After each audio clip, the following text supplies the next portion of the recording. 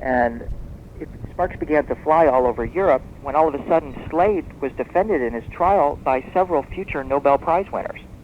Like who? J.J. Thomson was one that came along and said, hey, wait a minute, this guy has something to say here. There's a whole lot of validity to what he's saying. The reason that he was actually sued for talking about the fourth dimension was that up until that point, all of mankind for the past 2,000 years or so was under the illusion that all of this hard stuff around us, the table in front of us, the cars we drive, were actually real and not illusory, a collection of atoms and molecules that all come together in our imagination, and we call them real. So he was threatening the very concept of the objective nature of reality, that it was nice and solid. That was what was so threatening, not just ripping people off by fooling them. That's right. He was about to pop the top off of an immense and powerful secret, that we all live within this world of illusion, because if you keep people trapped in the illusion of the 3D world, they're not going to go seeking higher beings, and certainly they're not going to go seeking higher powers within themselves. Well, that's what I find so interesting about society today. On the one hand, scientists act, even though they know better, that the objective, visual, WYSIWYG, what you see is what you get, reality is all that there is. And on the other hand, the cutting edge of science is telling us, oh no, that's an illusion. Really, it's light waves in a quantum universe. We're going to come right back with William Henry. He's laying the groundwork for the story of the occult history of World War II. If you enjoy Atlantis, well, this centers around Atlantis and those myths. I'm Laura Lee.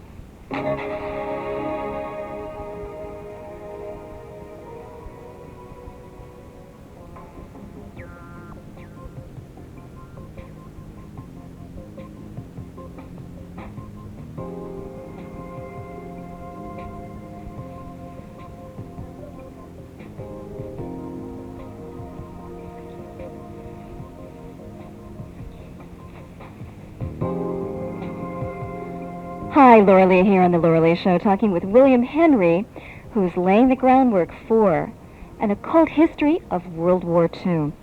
So you've taken us back, William, to 1877, Henry Slade, the first to pull... But how do I know? And I know you've done extensive research, but how can you convince us, even though you say future Nobel Prize winners were defending this man in a trial where he was being accused of quackery, of fraud, that he was really pulling spirits out of the fourth dimension or whatever? I don't know that the fourth dimension works like that. You know? Yeah, I don't know either. Maybe, Arthur Conan Doyle believed that the Cottingley fairies were real, after all. So just because somebody can be brilliant in one sense doesn't mean everything that they believe or say or defend is true. However, we do know, science tells us today, that there are more than 3 dimensions. So. Right.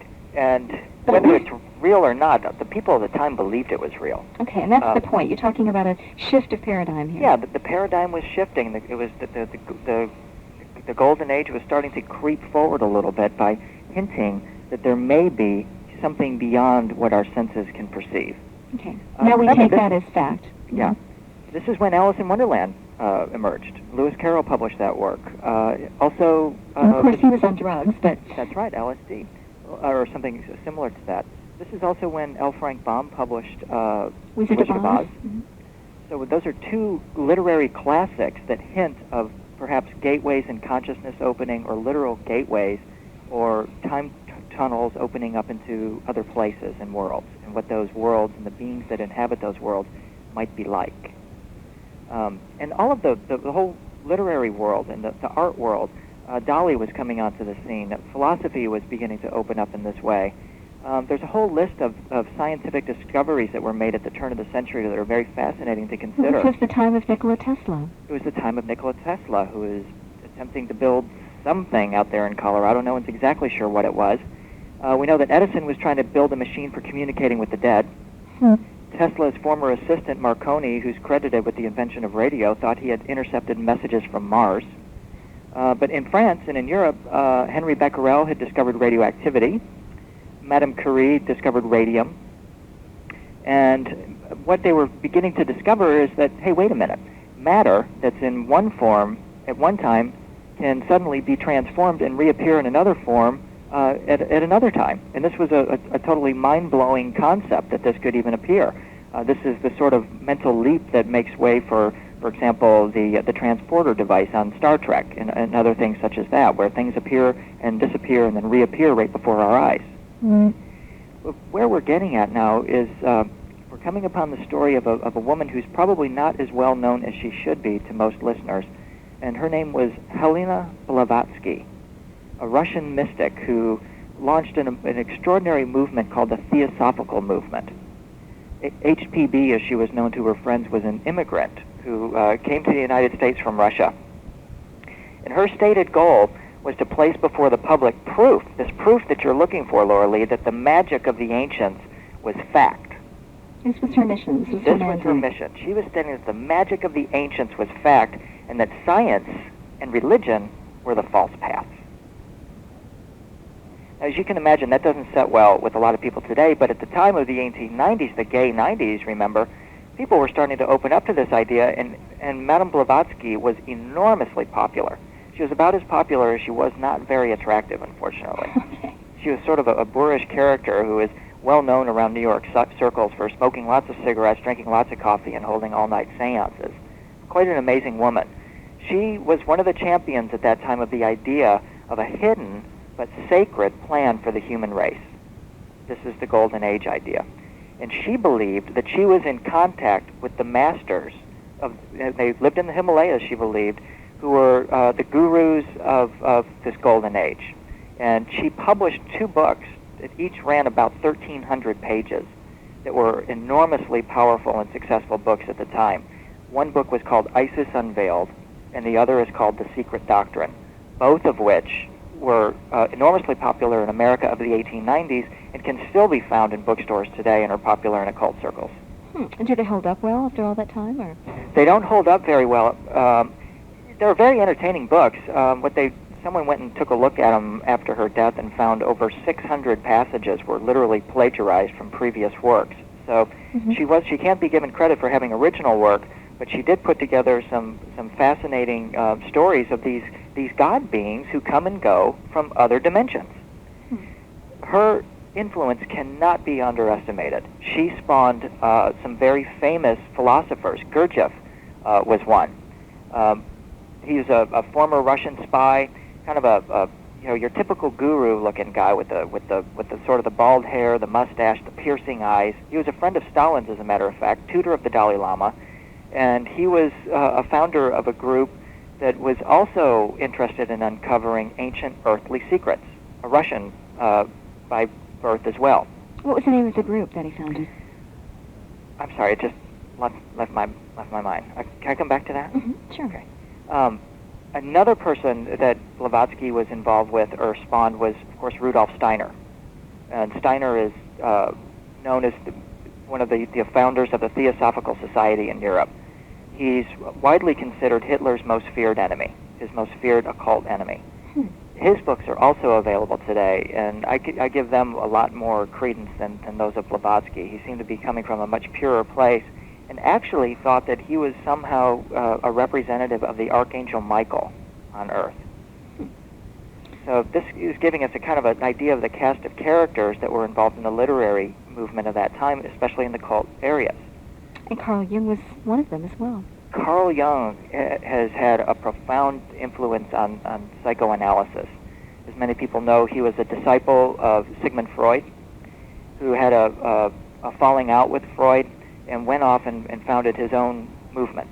And there are Jungian analysts all over the world today.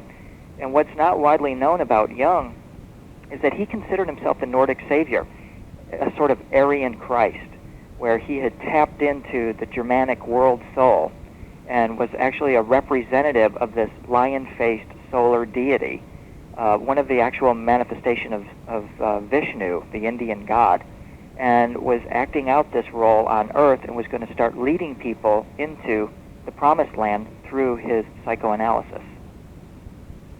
How do you know that was what he really believed and not what somebody else said of him? Well, it's in his diaries that he left these extensive diaries. When his Memories, Dreams, and Visions, his famous biography was published, they omitted, at the request of the family, his diaries during this time. And now those diaries have begun to be released, and it's actually shown in there in the artwork and the symbols and his thoughts. everything that he was going through as he encountered this archetype of this lion-faced being. Of course, it's open to interpretation when you look at these diaries, but they clearly state that this is the path he believed he was on. There's a very excellent book that came out just a little while ago. It was actually called The Aryan Christ, where one of Jung's contemporary biographers went back and looked at that and was just appalled at what he saw. But that's what is believed that was one part of Jung's psyche. So you're laying the groundwork that there was a lot of thought that was related about ushering in a new age and this kind of thing that was there in this theosophical movement. It was very popular thought at the turn of the century. And this is going to lay the groundwork for the Third Reich, isn't it? Because they thought they were heralding and bringing in a new age. That's right. Blavatsky provided the support, the basic work that got the German people motivated. Are we coming up on a break here, or do we have time to get into that a little bit? We have just about a minute. And also, I want to point something out that just because it's a cult doesn't mean that it's negative. The Nazis put a very negative twist on all of this stuff, but I want to say that a lot of these occult and mystical beliefs have been around for a long, long, long time. And I think it's kind of sad that the Nazis put such a stain on all of this stuff.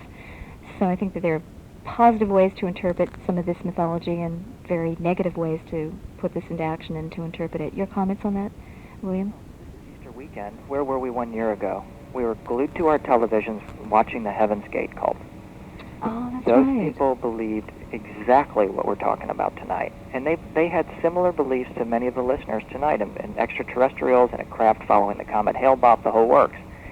But just like the Nazis, they took that stuff and twisted it and perverted it and acted on it in an extraordinary way that you and I would not even consider doing. Mm-hmm. And the question is, why? What motivates these people to believe and to act this way? So it's very instructive. It's totally And instructive. healing to look at these thoughts and look at the various different ways they've been expressed and held and acted upon. And that's what we're going to continue to do through the night tonight with William Henry. He's going to continue laying the groundwork to better understand the occult history of World War II. I'm Laura Lee.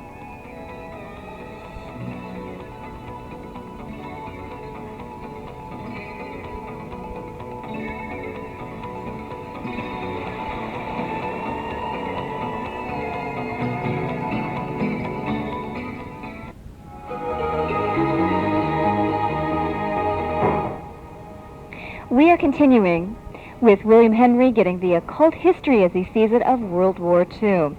We are going to take this in segments so that we can get caller reaction. We've had a lot of calls so far, but not quite ready to take them. Let's let William Henry lay out a bit more of the foundation for the views that he's going to be presenting, that there was a lot of occult beliefs among the Third Reich, and that can help explain why they did what they did.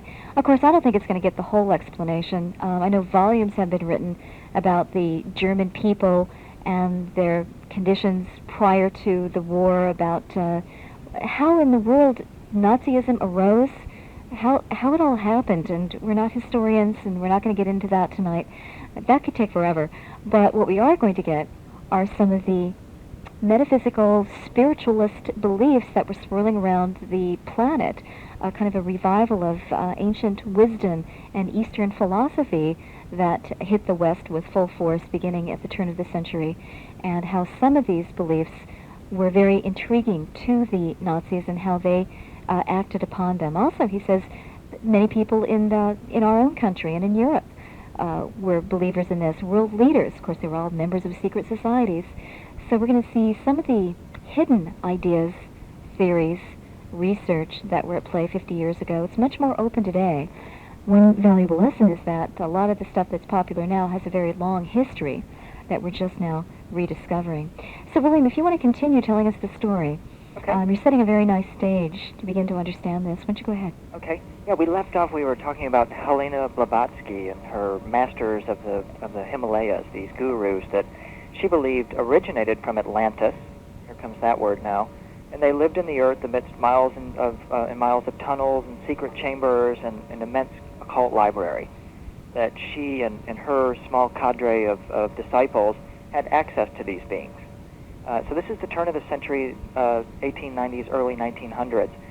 One point of trivia that's kind of interesting to pull in here is that it was in 1898 that the Shroud of Turin was first photographed, revealing for the first time ever to many that startling, lifelike face of God.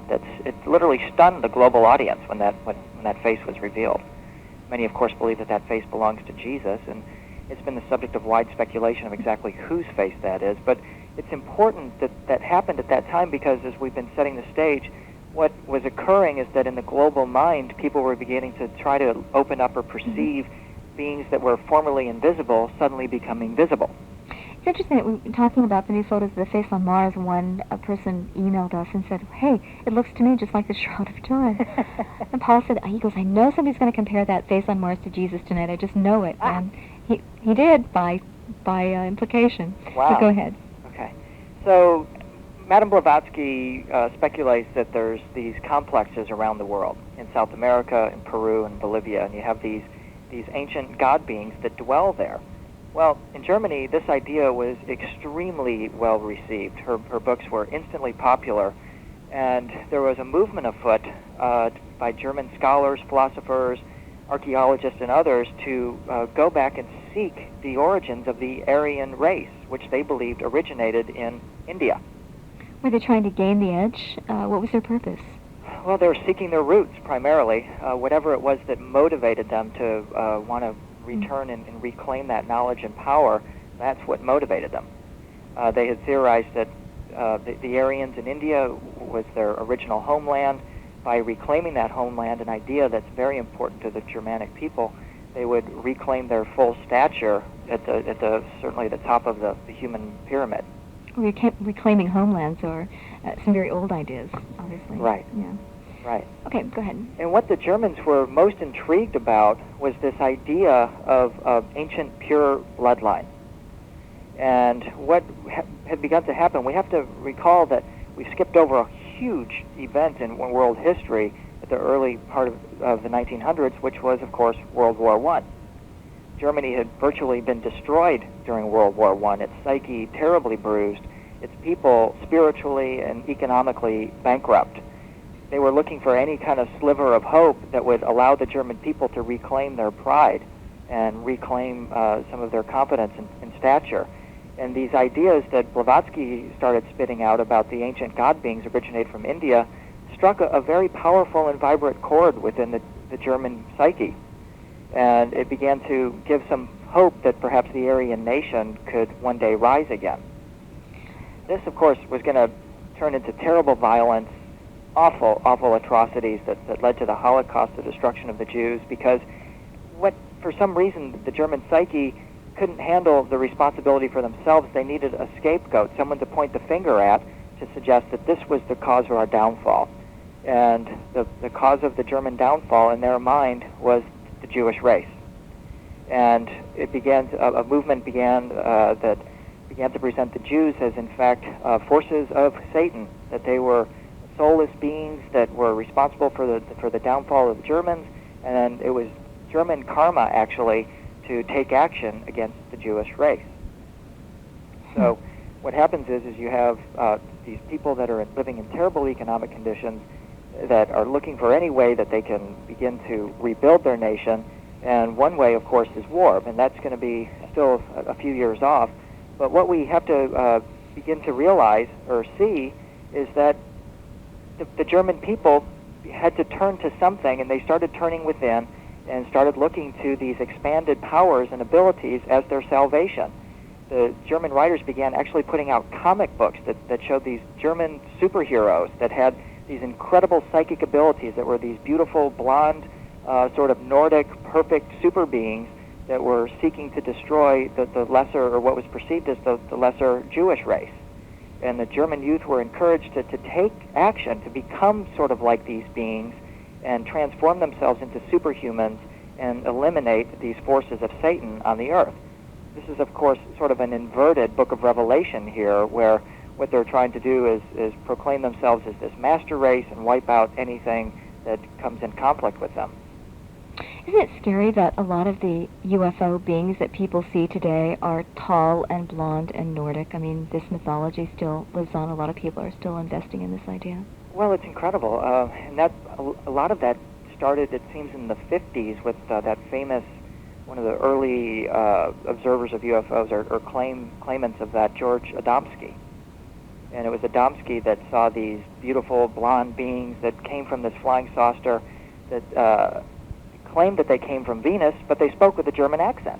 Oh, how convenient. How convenient. Or Billy Myers and his Samyasi Billy Myers, stuff. yeah, Samyasi, and Samyasi being the name of one of the fallen angels.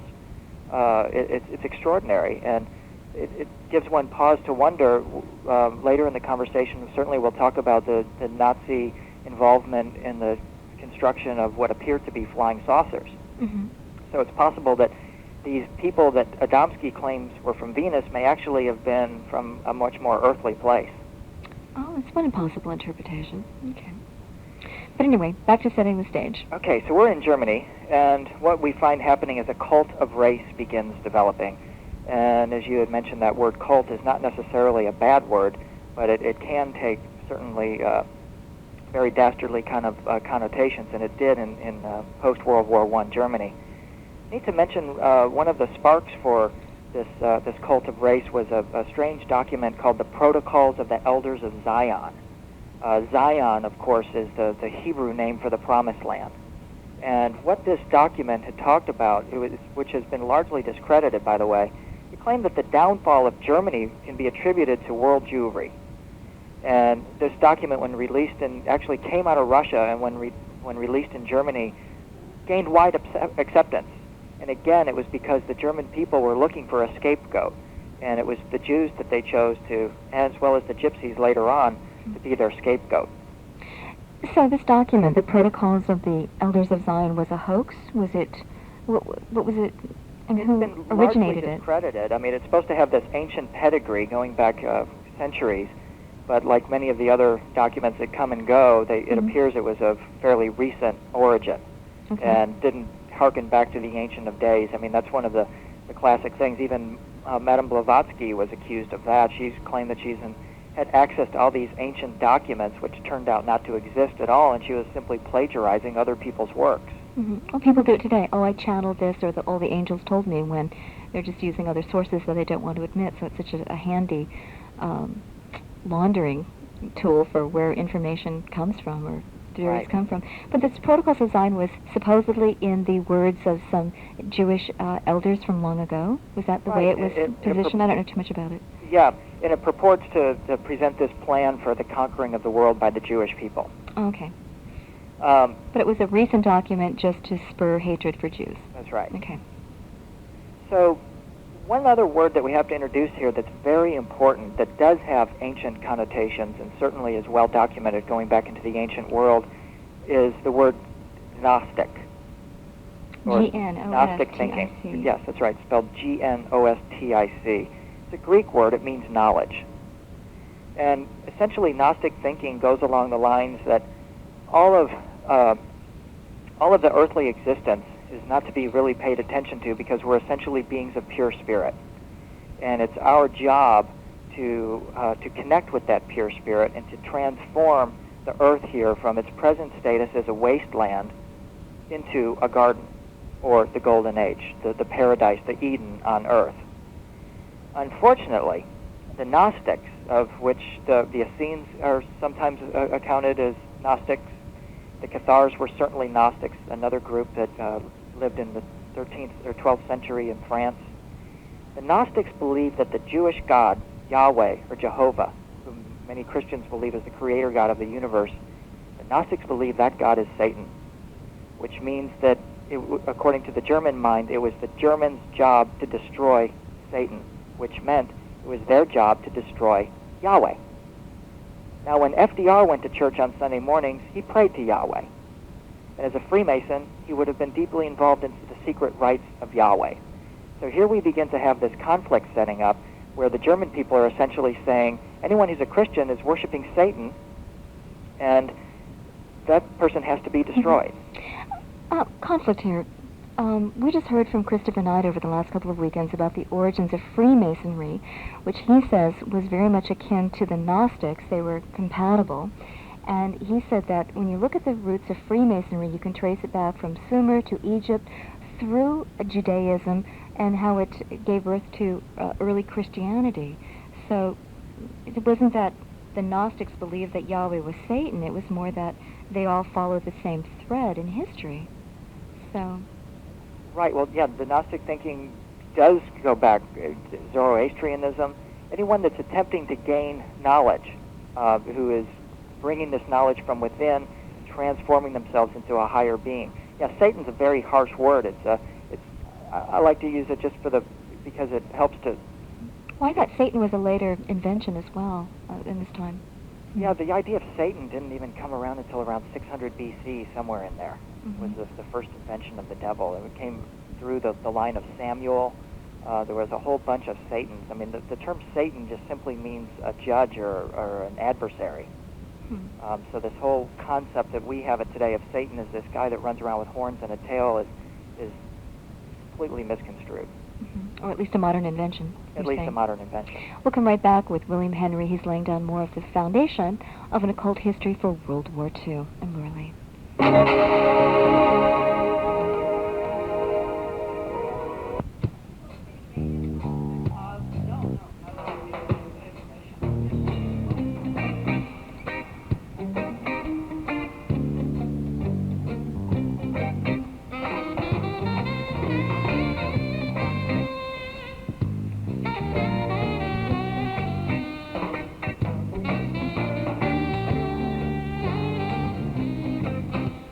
Laura Lee and the Laura Lee Show with William Henry. The topic, the occult history of World War II. By the way, if you're looking for William Henry's first book, Peacekeepers, call 1-800-243-1438. And we will take calls in just a little bit. So I know this is pretty controversial and explosive stuff he's talking about. One thing I want you to explain. The Germans, in trying to regain some national pride, and maybe kind of a reason for being, following their humiliating defeat in World War I, their mythographers were theorizing that the Aryans in India, you tell me, had the same mystical symbols as the gods of the ancient Germans.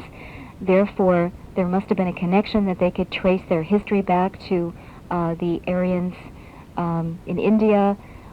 Who are the Aryans? How far back did that go? Why did they latch on to this? This explains movies like 7 Years in Tibet, where you have Brad Pitt playing a German explorer who became fascinated by the Dalai Lama and all of this. What was that? How were the mythographers of Germany in those days creating a tie back to ancient civilizations? And where does Atlantis come in all of this? First of all, yeah, that's right. The runes, those ancient power symbols of the Nordics, do bear striking resemblance to the runes or the symbols that they found in India. In fact, the word rune means secret symbol, and these were very prized. It's a very ancient and very powerful symbolic language, and of course, language is power. And so, by reclaiming those aspects of their culture, they were believing that they were going to reclaim power. Atlantis is starting to come into our scene now, because at the time at the turn of the century there, after World War I, there developed in Germany the belief that the ancient Germans, who were in fact the Aryans, were preservers or keepers of ancient mystic secrets. And this was a secret science that they believed had been destroyed by Judeo-Christianity. That these teachings originated probably even before Jesus, and certainly were around at the time of Jesus, were teachings that were designed to transform us into higher power beings. And by understanding the runic symbols of the Nordics, it was believed that you would attain the powers of the gods.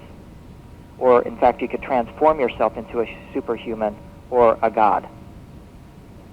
Okay? Atlantis comes into the scene because in Germany there was a very influential literary society called the Thule Society, or the Thule Society, who believed that Atlantis was the home of the master race of the Germanic people. Atlantis, of course, was a civilization that nobody has been able to prove actually existed. But what the German people believed was that, or at least some of these members of the Thule Society believed, was that after the cataclysm of Atlantis, the sinking of that continent, certain members of that society, certain advanced members of that society, were able to escape and move and took sacred works and aspects of their civilization to India and set up residence there. And that is where the whole Atlantis business comes in. The reason it's called the Thule Society is because the Germans believed in a ancient land called Hyperborea, which the Greeks wrote profusely about as well. Hyperborea was a white or pure island, and it had as its capital city a mecca for learning, which was called Atlantis, Thule, or Tula. And where do how far do these writings date? Well, the Greeks were some of the originators, although the Mahabharata speaks of a white or pure island, which the Mahabharata is a holy book of the Hindus. It speaks of a white or pure island called Atala, which certainly rings of Tula. And how far back does the term Atlantis or Thule, Thula, go? Were the Germans using, the Greeks were using this, or? Greeks were using it, the Mayans used it. It's possible, it's somewhere in the neighborhood of 4,000 to 6,000 years is a fairly conservative estimate of the depth of history that word goes to. So the Atlantis myth started out with the Greeks, the East Indians, Mahabharata, the Mayans even talking about a white or pure island. Right. Okay, where did all the trappings that we think of today as Atlantis? It fell in a cataclysm 12,000 years ago, and all of, I know that that comes from Plato. Okay, a Greek. And he writing down what the ancient Egyptian Solon, the priest, told him. Okay. Exactly. So it does have a very long and interesting history, doesn't it? The concept of Atlantis. Oh, it's absolutely amazing. I mean, it's if it's not real, it's one of the most incredible fabrications of history, and it's one that strikes a chord in a lot of people's hearts. They want to believe that at one time we lived in a land of perfection and of ultimate beauty, where we were all developing ourselves. Many of the myths and legends of Atlantis speak of this civilization of people having telepathic ability, of using spaceships or what appear to be sort of spaceships. We'll come right back with William Henry on the occult history of World War II. I'm Laura Lee. That the Third Reich was involved with theories and myths of Atlantis. I would not have, but that's what William Henry is telling us.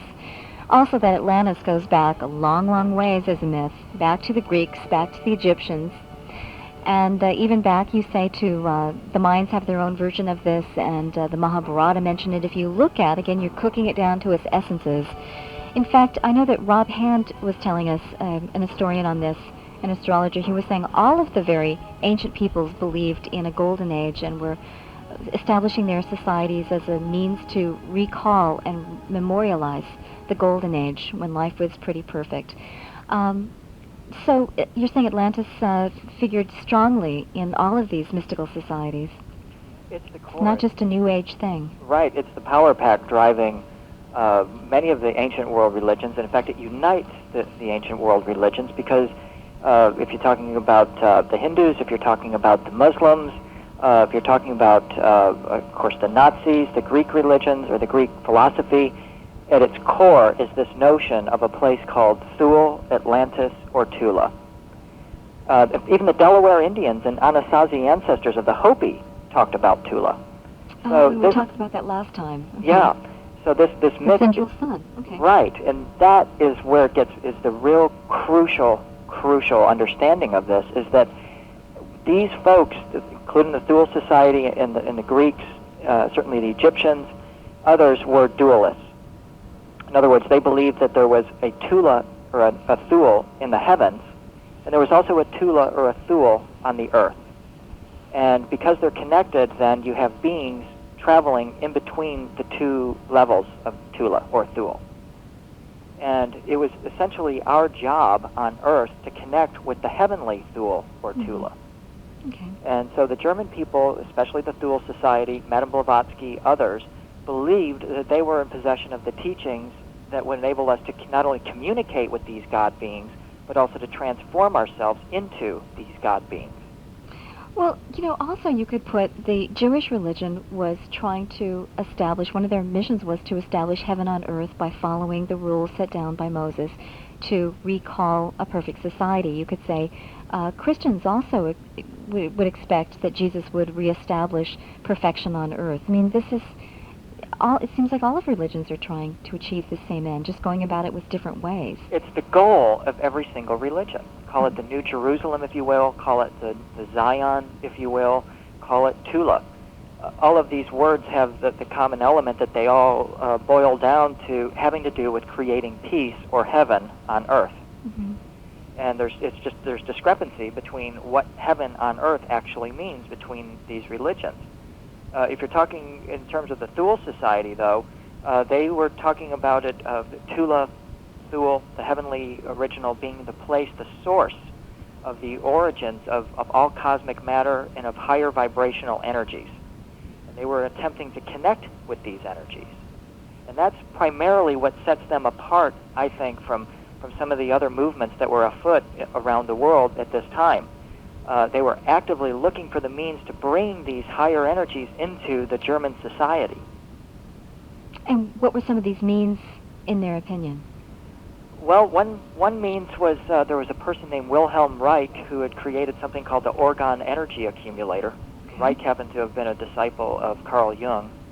Mm-hmm. There were other means. They were in particular interested in talking one-on-one with these god beings and essentially making them, having them do it for them. So, I mean, it's just astonishing to think of what they were attempting to do. I mean, they had definite beliefs, and in fact, Hitler believed that he was in personal contact with extraterrestrial god beings that at one time lived in Atlantis. Now, this is interesting. I heard someone else tell me a long time ago that there were people who heard Hitler alone in his room at night talking to unseen beings. So he was carrying on conversations, either in his head or whatever, carrying on conversations. He was supposed to be alone at the time, and he, in his diaries, were writing that he was in contact, he thought, with other dimensional beings or something on that. Also, the Hollow Earth, the Nazis really did believe in the Hollow Earth, did they? And weren't they seeking it as an entrance to this mythical place? Yeah, they believed in the Hollow Earth. They also believed in something called the world ice theory, that the universe, or the Earth certainly, was created when a giant chunk of ice smacked into the sun. They believed that the Earth was a spherical bubble with humanity on the inside of this bubble, not the outside of the bubble. Vis-a-vis that hollow Earth theory, they also believed that our universe was sort of a Swiss cheese universe as well, with interconnecting passageways joining various parts of the universe.